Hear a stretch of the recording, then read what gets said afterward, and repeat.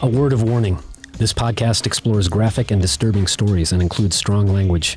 It therefore may be unsuitable for our young listeners or other people who may find it disturbing. Hello and welcome to True Crime Daily, the podcast, covering high-profile and under-the-radar cases from across the country every week. Today is January 23rd, 2020. I'm Owen Michael. With me today is Emmy Award-winning journalist and television host Anna Garcia. Welcome, Anna. Hello, Owen. Great to see you as always. Good to see you. This week we've got a couple of cases. We've got a South Carolina woman pleads guilty to poisoning her husband with eyedrops years after another bizarre incident in their home. But first we have the New Jersey case of a woman missing amid troubling circumstances. 911, where's your emergency? County, this is Hal with the 911 transfer. I have Charlene on the line. She is in Freehold. She'd like to report her 25-year-old daughter as missing. Okay, Charlene, you there? Yes. Alrighty. This case is about Stephanie Parze, who's 25 years old. She lives in Freehold Township, New Jersey. She'd moved into a house there after her grandmother died in 2018. It's near the same area where her entire family lives. She'd gone out with family in New Brunswick, about 30 miles away, on the night of October 30th, 2019. Her dad said she had gone to see a psychic medium after they'd hung out that evening in New Brunswick. She reportedly posted on Snapchat on the way home, and that was the last time anybody has seen Stephanie Parze. As far as we know, she's been missing since then. She was supposed to call her mom when she got home, but mom never heard from her. The next day, apparently they were always in constant contact. She's on record saying that they've talked a bunch of times every day. She hadn't heard from her that morning. The next day, by the end of the day, she called 911, made that report. When did your daughter go missing? She left me at 10 o'clock last night. She was going back to her house, back to my mom's house where she's staying. And I told her to text me or call me when she got home, and nothing. And I've been calling and texting her all day. I went over there at 4 o'clock, and her car was there. But she was supposed to be at work from 9 to 6. Went back there again, like around 8, 9 o'clock, and I found her phone, which she never goes anywhere without her phone. And I can't get into her phone. I can't remember her password, but I was able to see one of her notifications. And her job texted her saying, "You didn't show up for work today. Is everything okay?" And we still haven't heard from her. She's still not home. So you can hear the distress in Mom's voice there. This is on October 31st. It's about 8 p.m. when she made that call. She gave the details. As she said, Stephanie wouldn't have missed work. She had just started a new job as a nanny. Stephanie was also a makeup artist, and she was apparently she had a lot of talent, or has a lot of talent. So Mom went that day to Stephanie's house. All the lights were on. Mom found her phone in the house, in the living room. The car was in the driveway. As she said, the mom said Stephanie had about $200 left to her name, basically, and wouldn't have missed the paycheck and wouldn't have missed work. She was a responsible person. So obviously that set off a lot of alarm bells. Then the mom told the dispatcher that the boyfriend, John Osbilgen, claimed that he was at Stephanie's house the night she disappeared. But he told mother that he hadn't seen her all day. And we'll get into some of the history of this guy. Yeah, this is very important for the 911 call because this is the first time that police are getting a vital piece of information. Not only that Stephanie is missing, but that there were domestic violence allegations about the ex-boyfriend. And the minute the police hear that, ding, ding, ding, ding, ding. Mm-hmm. That's the first place you're going to look. So let's listen to the tape. Mm-hmm. And apparently, like, her so-called ex-boyfriend there's a domestic violence thing going on in court. And my one daughter reached out to him to see whether or not he had seen her. And he said that he saw her last night. He stayed there, and she was ready for work this morning, and has not heard from her since all day. What is her ex-boyfriend's name, that there's a history of domestics? John Osbilgen. Do you know how to spell his last name, or? Yeah, Ozbilgen. Don was the last person to see her, though, correct? John, okay. Always very important is the last person to have seen someone. because they will have the most information and they help solidify a timeline of when she was last seen. Start building from that, yeah.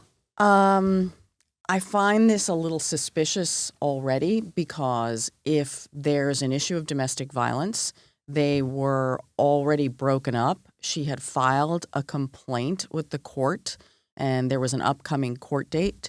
She alleged that he had hit her in the head.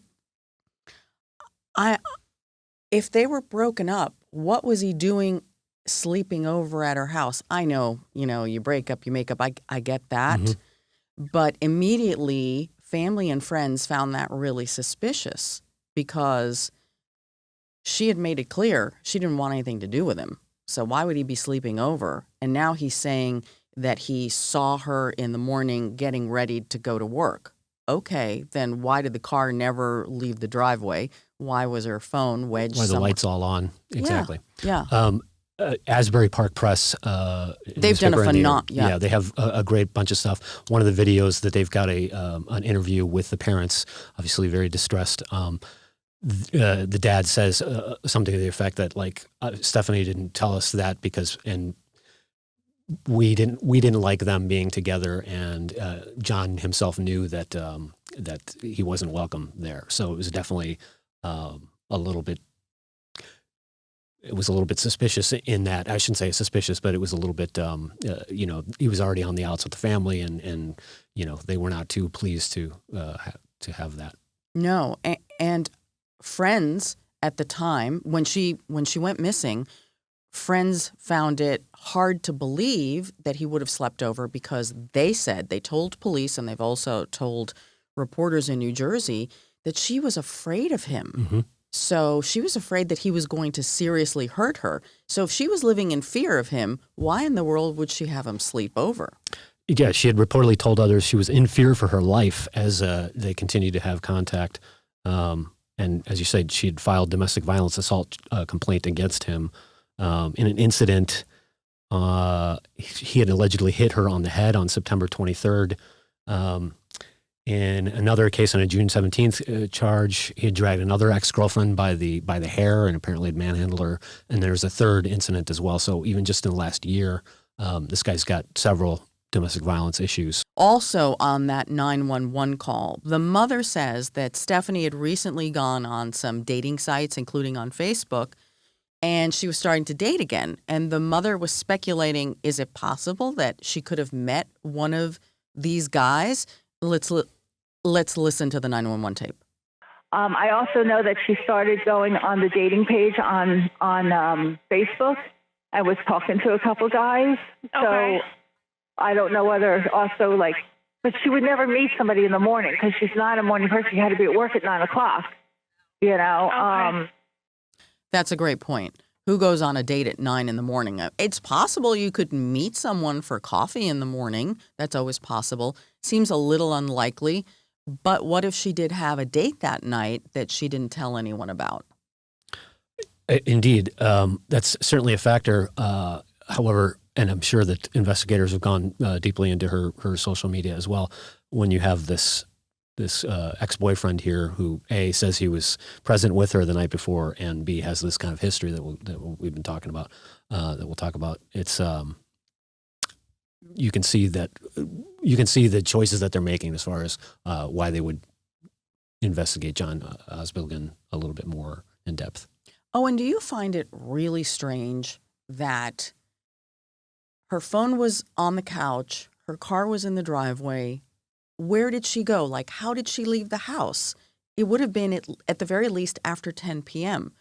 Would she have walked somewhere? Did someone come and pick her up? Do you know what I mean? That's the weird fuzzy part here. In other words, if you're thinking about, because she also reportedly sent out a Snapchat around 10 o'clock at some point. So that's I'm not familiar with what the content of that was, but if it's plausible that was actually her and it was just sort of a status update or something, then that's sort of the last actual record that they have. They know where she was and that was her doing this. Speculation, of course, but that indicates that. So if she got home, getting ready for bed, or sitting down watching television, mm-hmm. Her mom said, mom's obviously very has intimate knowledge of her daughter. she said that the phone would be in the bedroom if she had been getting ready and had been sleeping, whatever. But the fact is, this is where she put her phone whenever she was at home watching television. So you can see that, like, you can speculate, or if we're trying to think of scenarios, then it seems more likely that she came home and was doing business as usual rather than someone staged it. Is my off the cuff reading of the situation. So somebody came to her door, or somebody was lying in wait, or what. It does, again, 100% speculation, but if somebody knocks on the door and you know who that person is, you let them in, and then something happens. That seems to me what that kind of scene would indicate. I don't, we're talking about November in New Jersey. It's not exactly walking weather.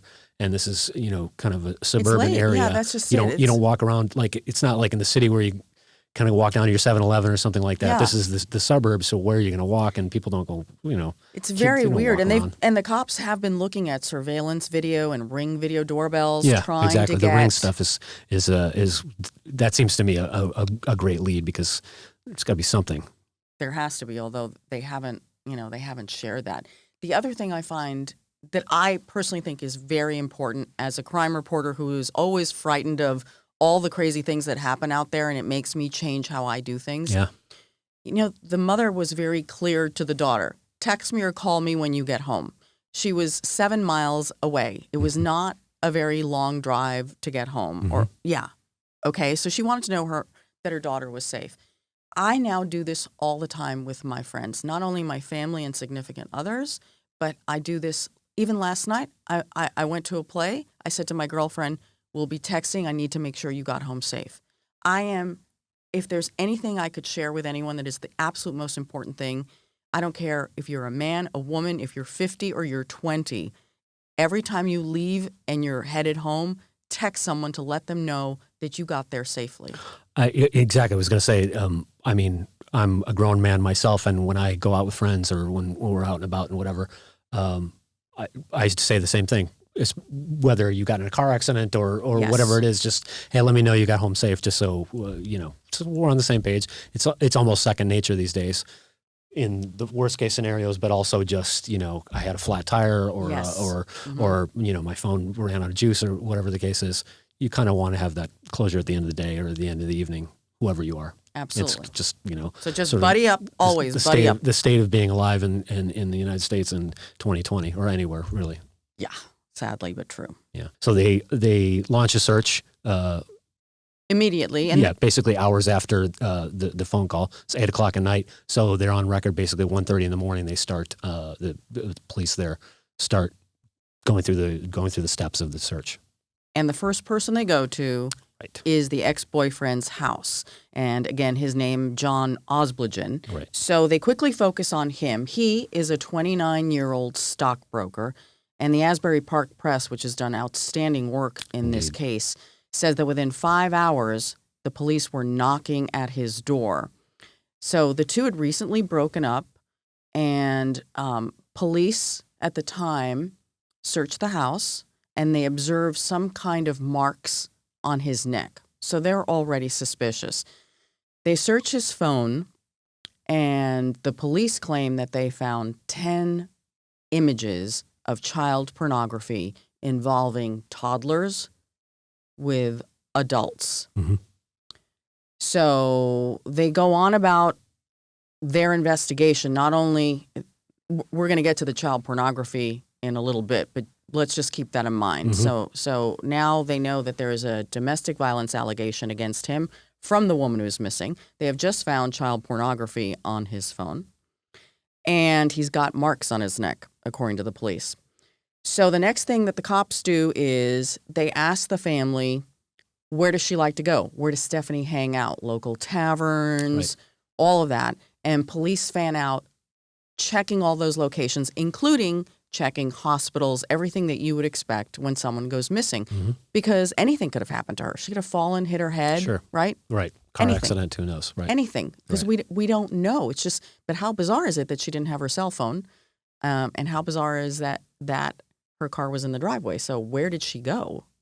Blinking red lights there, obviously, especially with this guy in your past. Oh, If we're reading absolutely. between the lines here. So while the investigation is going on, a bunch of volunteers are getting together. Hundreds of volunteers are getting together to start searching for Stephanie. And this is something really important that we want to make sure that all our listeners and viewers know. The reason we're doing this story is because one of the family members and one of our listeners reached out to True Crime Daily about this case and asked us to look into it. So Linda, who is a friend of the family, she actually had gone on some of the searches looking for Stephanie. So we want to thank her, and we're doing this story because of her. It's also a great story and deserves a lot of attention because this woman is still missing. We don't know where she is. So yeah, we welcome that. Hundreds of volunteers are now searching both New Jersey, but they're also searching Staten Island because John, the ex-boyfriend stockbroker, used to live in Staten Island. So they're wondering, maybe that's a good area we should search. Sadly, these searches of both parks, woods, areas have not turned up anything. So as we're moving forward in the investigation, the other thing that police found when they looked into John's phone, in addition to the child pornography, they found 10 really angry, nasty text messages that John sent to Stephanie the night before she disappeared, the night she disappeared, because we don't know exactly when she disappeared, right? Sometime between the 30th and the 31st. Right. Angry messages, and I believe it was within 9 minutes that all 10 of these things with expletives and all the rest were sent. So it's clear this is sort of an angry ex-boyfriend kind of a thing here. Can you picture this? Like the person's like really ticked off and is just firing these nasty messages off? I think, definitely we've all seen or heard or been part of, bad breakups and things like that, and anger gets the better of you, and especially when you're firing off these things you may regret later, which is not an implication whatsoever, but it certainly adds to the mountain of a lot of suspicion here. Yeah, he called her an FNC. He also blamed her for ruining their relationship. So... And, right, he's got a history of bad relationships here. Another girlfriend, talked about how she had been choked unconscious by him several times in rough relations, as well as just in their physical interactions. She had also described she had seen him basically the day after the search, the day after Stephanie went missing, and she described it as a thick. She had a scratch on his neck. Right. And she said to him, "Rough night." And supposedly he responded to her, "Don't ask." Right. And it was a long scab on his neck. And she said it was basically the size and width of like a fingernail. That's pretty damning. And apparently he was very shaken up and said, "Yeah, rough night, don't ask." And he's a big guy because if you've seen photos of him, he's got massive arms. He looks like a bodybuilder. Right. He's a very big built guy. And Stephanie... tiny. She's like under 5 feet. 4'11". Yeah. Right. And one of these other ex-girlfriends also alleges that he had at least messed around with steroids in the past as well. So there's definitely a type if that's to be believed. But correct. You're definitely you're dealing with a big physically imposing fellow here, and with a history of domestic violence. And this is from a press, a media report. It says here, and we're quoting now because this is right.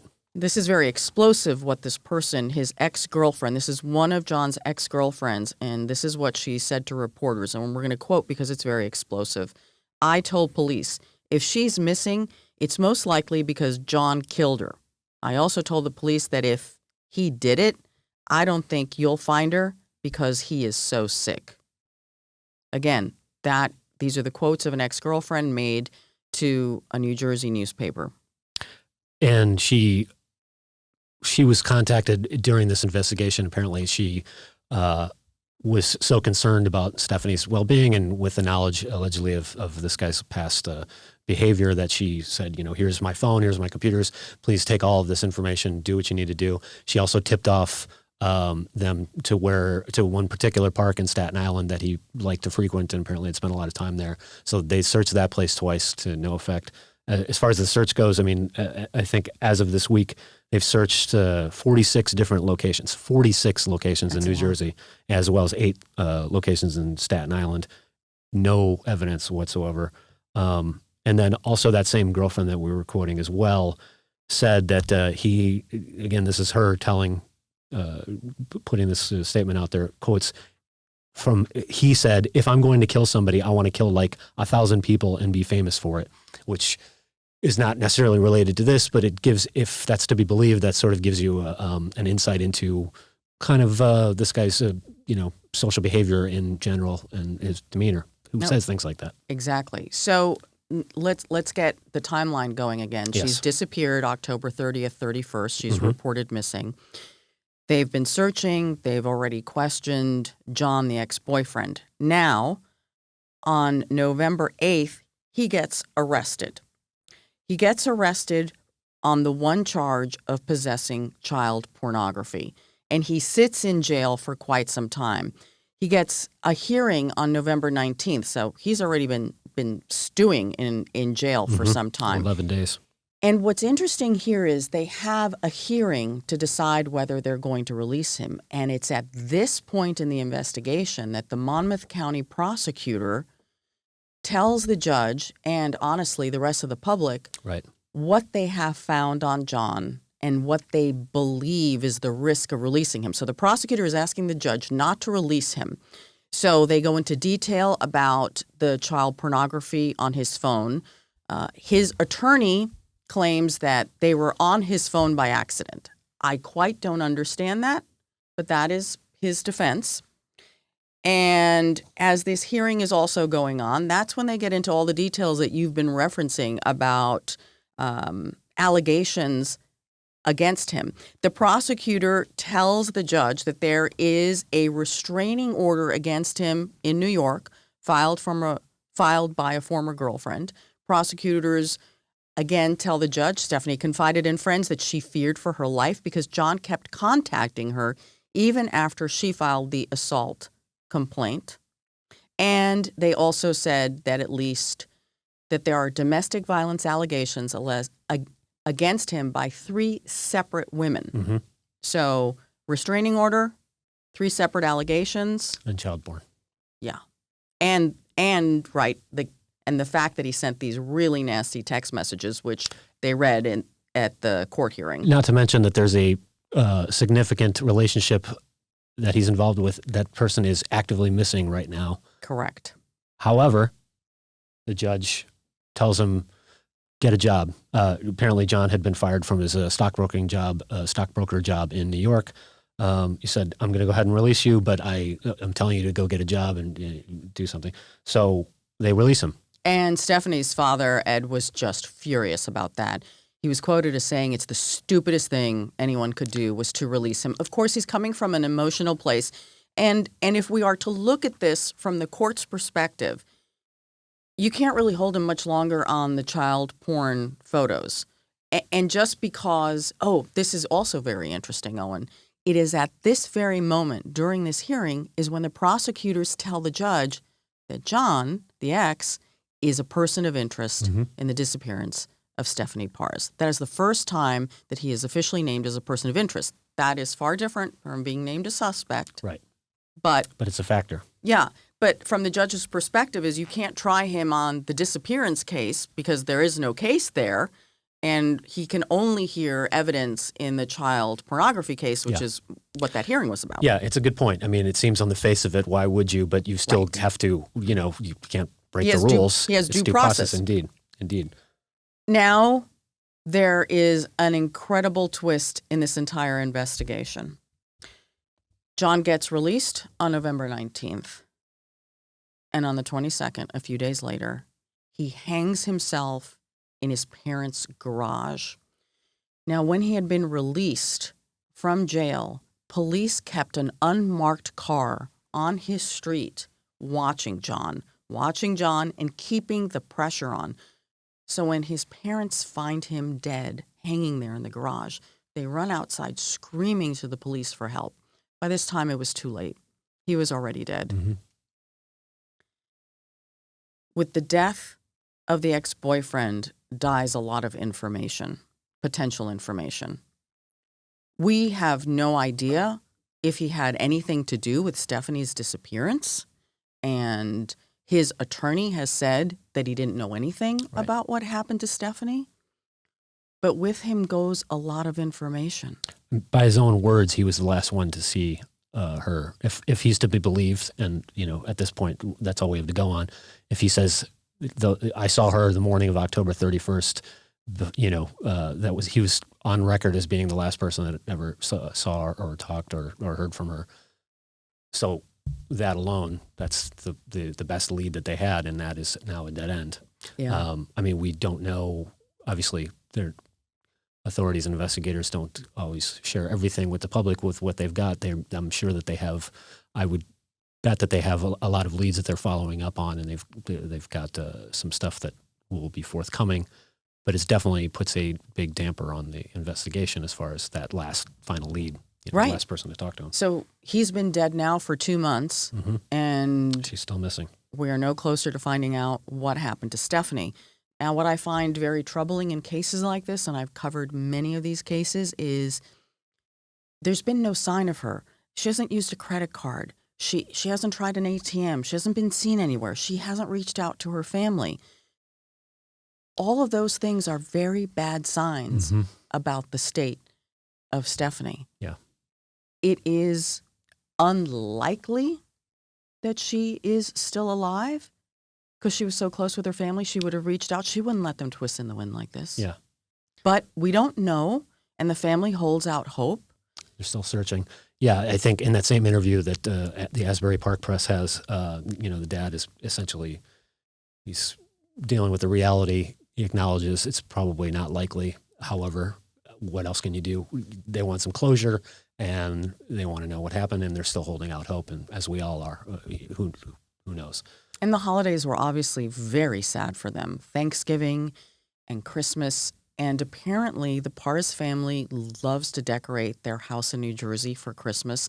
Every year they like to hang 40,000 lights all over their house and make it a truly joyous place. It's that kind of neighborhood, yeah. And this year they couldn't do it. They said they just didn't have it in them to put any decorations up or the lights. And it's just so sad. And then I look at these two families. You have John Osblagen's parents who have now lost their child. He was never charged in this, but it's a horrible thing to find your son hanging in the family garage. It's unbearable. Yeah. And now you have the Parze family. Their daughter is missing. So just so much tragedy between these two families. Oh, it's just unbelievably sad. And I did a little background on John. And this is kind of interesting. And perspective is everything because, young people do stupid things all the time. Yeah. But according to a website, according to a website called Staten Island Live, they say that John was arrested in 2010 as part of a police sting operation into a ring of teenagers who were selling prescription pills at local shopping centers. John would have been 19 at the time, and he was arrested in front of the PetSmart. Now, I don't know what that tells us about John. Kids, like I said, do stupid things, get into trouble. But again, a little bit of background, a little bit of perspective here. Yeah, and this is suburban New Jersey. This happened in Staten Island, though. True enough. Yeah. The context of the rest of this stuff is the suburban thing. So it's, kids will get in trouble no matter where they are. Yeah. But, suburban kids tend to get into a different kind of trouble than necessarily city or country kids or whatever. I don't mean to paint a broad brush there, but, there's a lot of opportunities to get in trouble when you're a wild kid and whatever. But, many of us you don't go on to commit major crimes like this or be involved in things like this. Not saying that that's what he did, but having this much domestic violence in your past, allegations and things like that, it's certainly, it's unfortunate. So here we are, January 2020, and still no sign of Stephanie. It's just an unbearable thing. Indeed. Right. And we can't expect that there will be updates. We hope that there will, just because, the family and friends and everybody else would really like some closure on that. And we definitely thank the the family and friends for reaching out to us and giving us some details on this case. So the investigation is obviously still ongoing. They're still searching for Stephanie and looking for any possible clues. So if you know anything, the police in Freehold Township are asking that you contact them, or you could contact the Monmouth County Prosecutor's Office, also working on this case. Additionally, the searches are still going on, supported by the family. A friend of the family has started a GoFundMe page to benefit the costs of these searches and just to keep her name out there and looking for her. The goal is to raise $25,000. So far, they've raised about $17,000. And you can, of course, search the GoFundMe page and under Stephanie Parze, Parze, if you want more information there. Exactly. And we will, of course, keep you updated on that on truecrimedaily.com as developments proceed. This next case out of South Carolina, Anna. Crazy. Can I say crazy? It's got a lot of interesting true crime elements. So this is last week, South Carolina woman Lana Clayton pleaded guilty to voluntary manslaughter in the death of her husband, Stephen Clayton, as well as to tampering with a food or drug. You see, Lana Clayton was accused of poisoning her husband to death with eye drops over several days in July 2018, according to York County prosecutors in South Carolina. They said that she was putting eye drops in his drinking water. That's tetrahydrozoline poisoning. Too much can result in blurry vision, comas, seizures, can stop your breathing. It can kill you. And apparently it did. Police say it's not common, but there are other cases on the books where this has happened. She told investigators at the time that her husband, Stephen, did it himself, that he used to put Visine in his coffee in the morning to get things going in the bathroom, if you will. To get the bowels moving. Thank you. And prosecutors said that was ludicrous, of course. By X-Lax, for God's sakes. Exactly. I mean, who does that? That was her defense. But she gave two stories, though, because when he fell down the stairs at their house on Lake Wiley, and she told police initially, I just found him at the bottom of the stairs. He must have fallen. Then she told him the story about, he was putting Visine. Right. After the autopsy revealed that there was these toxic levels in his system. And, what's interesting about her is she is his seventh wife. That was an eye-opener right there. That's a lot of wives we've covered multiple marriages, and, that's neither here nor there. Some people, it just doesn't work out, and some people are chronic marriers, and that's fine. But seven's on the high end of anything I've ever heard. And Stephen Clayton, who was 64 years old, was a millionaire. Yes, indeed. And one of their houses was $1 million house, and it was designed as a replica of George Washington's Mount Vernon plantation. So that gives you an idea of how much they spent. He was very wealthy. She apparently threw his cell phone in the lake so he couldn't call for help when he wasn't feeling well. And burned his will. Yes. That's, I don't know if they found the physical evidence of that, but they speculate that, it's never been found. And so they say that she burned his will. Now, she claimed that he was abusive towards her, and that's why she... 5 years they'd been married to, and yes, that... And that's why she wanted to kill him. Right, indeed. Okay, but then if you search back in the history of this odd, strange coupling, there was an incident in 2016 that, for the life of me, makes no sense. Okay, so Lana claims that she accidentally shot her husband in the head with a crossbow. As one does. Yes, always, while he was sleeping. And that apparently when he woke up after this attack, they both agreed, you know what, that it was just an accident. I believe that was a warning shot to poor Stephen. Indeed. It seems improbable that, I'm just cleaning my crossbow in the bedroom as you do, and my husband's sleeping over there, and it just, the bolt just released itself. I mean, it's absurd. However, police did say at the time that there was no intent to commit a crime. The couple both agreed that, it was just an accident. Very bizarre to me. And it wasn't fatal. I couldn't find too many details on how injured this person was, but I mean, you hear some crazy stories of people getting stuff lodged in their head and whatever, but a crossbow bolt, that's seems significant. talk about a forgiving husband, I would think, or maybe that was the War of the Roses type of thing. Like, okay, we'll go to couples therapy after this. Shoot me in my sleep. She was sentenced to 25 years in prison for the poisoning. So a little bit of justice there for the family, and just careful who you get married to. Oh, definitely. Well, and also always read the warning signs. So, your wife shoots you in the head with a crossbow. I'd say, okay, be paying attention.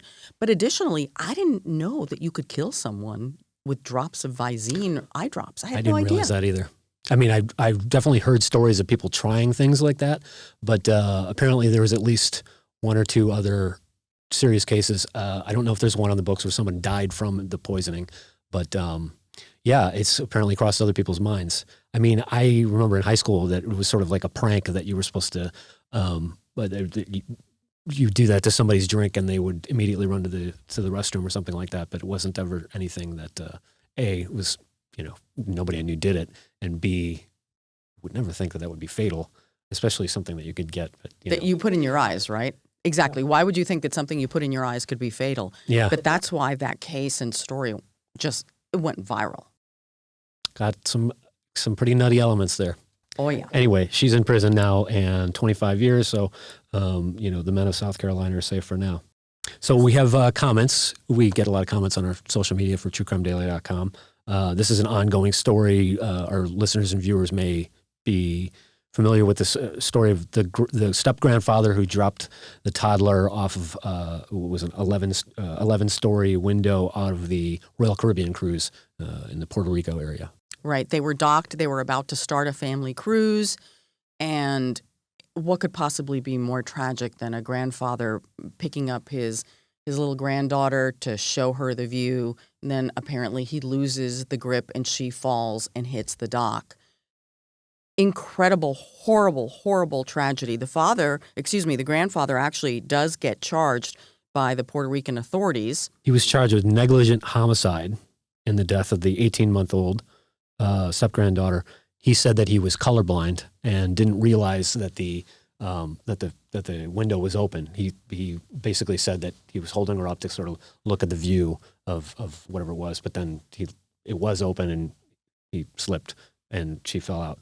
Royal Caribbean has countered because they're being sued by the parents. Right. And Royal Caribbean this week released some videos and photos as part of the court trial. They brought the receipts. And what's very interesting here, now I looked at the photo and it's kind of hard for me to see it, but according, to those at Royal Caribbean who have looked at the videos, they say that the grandfather and the granddaughter walked up to the window. He saw that it was open. He picked her up, then held her out of the window, and that's when she fell. And Royal Caribbean is saying, look, this is not our fault. He deliberately picked her up. He knew the window was open. It doesn't matter whether you're colorblind or not. You can see whether a window's open. And very sadly and tragically, she fell to her death. It's so sad. That whole family is so broken now, and that grandfather feels horrible. Of course, he's charged in this, and I don't know how this lawsuit's going to go, frankly. Yeah, I mean, it did seem preliminarily that it was sort of a he said, she said, or they said situation, but I did get a chance to see a bunch of these still photographs and some short video of this, and it is clear just the spatial dimensions of what he's doing, that obviously he's passing her through the plane of the window, so unless you're, it's really hard to defend against that.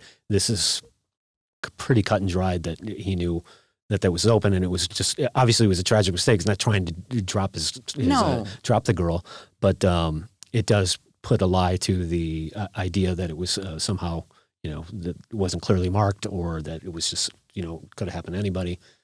So it is what it is. So we got a bunch of comments. We do. Alicia S. says, this is extremely sad and my heart goes out to this family. However, this was also extremely reckless of the grandfather to do that.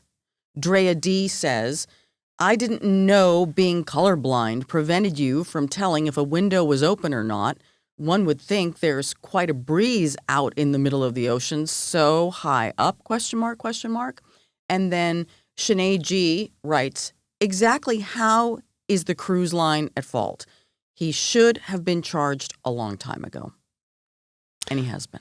Indeed. And you can go take a look for yourself on truecrimedaily.com.